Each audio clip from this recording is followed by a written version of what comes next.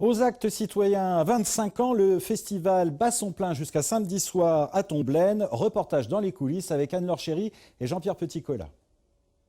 Aux actes citoyens.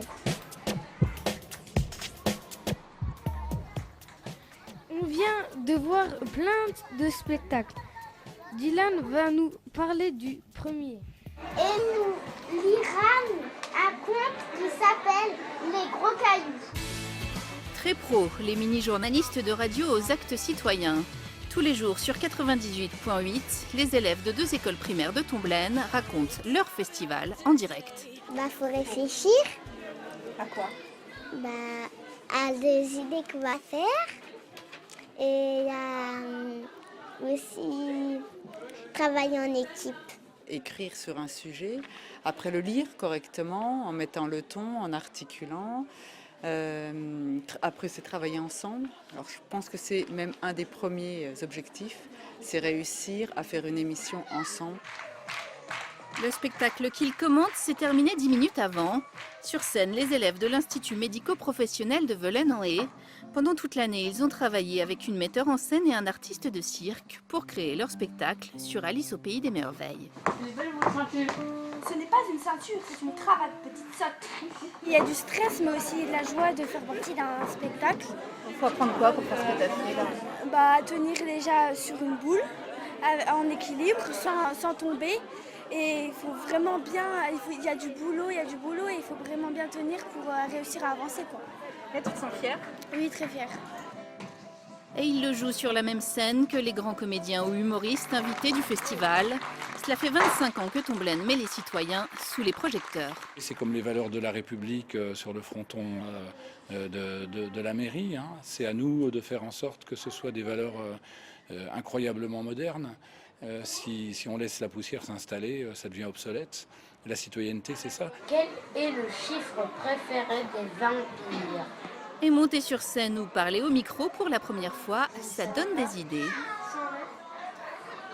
Je rêve de ça depuis quelques jours, de lancer ma carrière d'acteur déjà.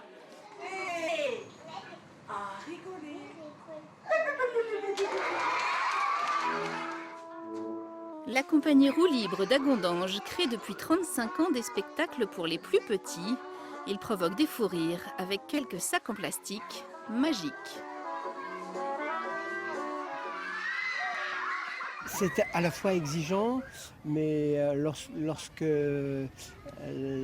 l'idée et puis l'imaginaire communiquent, aussi bien le nôtre que nous au travers de notre jeu, c'est super parce que là on a vu, il nous précédait presque sur la demande quoi, et sur la proposition. Le monsieur il avait fait avec le sac. Tu fais du jonglage toi? Oui, juste avec une balle mais grosse. Mais avec un sac plastique, peut-être que je pourrais y arriver.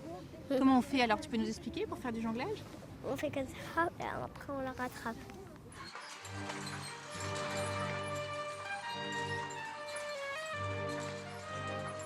Attaque en pointe. 1, 2, en garde. 1 et 2. En fin d'après-midi, les bords de Meurthe prennent des airs de Gascogne. Toute la semaine, des masterclass sont données. Ici, on s'initie à l'escrime de théâtre. Attaque en pointe. 1, 2. On travaille beaucoup avec le maître d'armes qui nous apprend déjà les règles de sécurité, les fondamentaux, les gestes. Et puis après, donc des chorégraphies pour éviter les accidents, de se blesser. Parce que ce sont de vraies armes qui coupent et qui plantent. Et ça dure jusqu'à samedi, un festival dont la devise pourrait être « Un pour tous, tous pour un ». Voilà, l'actualité continue sur France 3 Lorraine. Très belle soirée à toutes et à tous. Retrouvez